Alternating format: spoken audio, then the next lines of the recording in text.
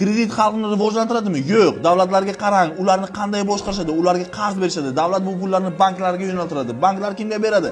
Xalqqa. Moliyaviy savodxonligi past xalq bu pullarni hech qachon investitsiya, biznes, ishlab chiqarishga emas, aksincha maishiy texnika, to'y, mashina, jihozlar, qiymat tushadigan narsalarga sarflaydi. Natijada hamma qarzdor, pul zanjiri pastdan yuqoriga qarab ketadi. Davlat avtomatik boshqariladi. Bizdagi banklar eski model, markaziy bankdan 14% dan ol, 22%, 30% ga xalqqa ber. Yagona daromad manbai kredit foizi. Nega ular fond, IPO, asset management qilishmaydi? Chunki bizda katta kompaniyalar yo'q, IPO yo'q, bozor rivojlanmagan, kadrlar yo'q. Pul qayerga ketmoqda? Biz kredit olib boshqa davlatlardan telefon, mashina, televizor va boshqa narsalarni sotib olyapmiz. Pul tashqariga chiqib ketyapti.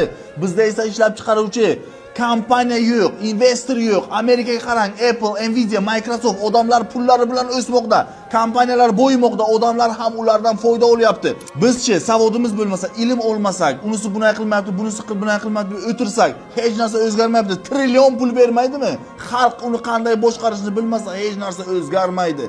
Davlat o'sish uchun xalq ilmli bo'lishi kerak. Da, bizni bundan chalg'itishyapti, chunki boshqa insonlarga, boshqa davlatlarga bu nevigidna, ularga bu narsa yoqmaydi. Rivojlanmasak boshqa davlatlarga borib, boshqalarga ishlaymiz va kredit yopib yuramiz. Shu uchun ilm oling deyman, asabiylashib gapiraman, chunki haqiqatni ko'rib o'tirman. Moliyaviy savodxon bo'lmasangiz hech narsani o'zgartira olmaymiz.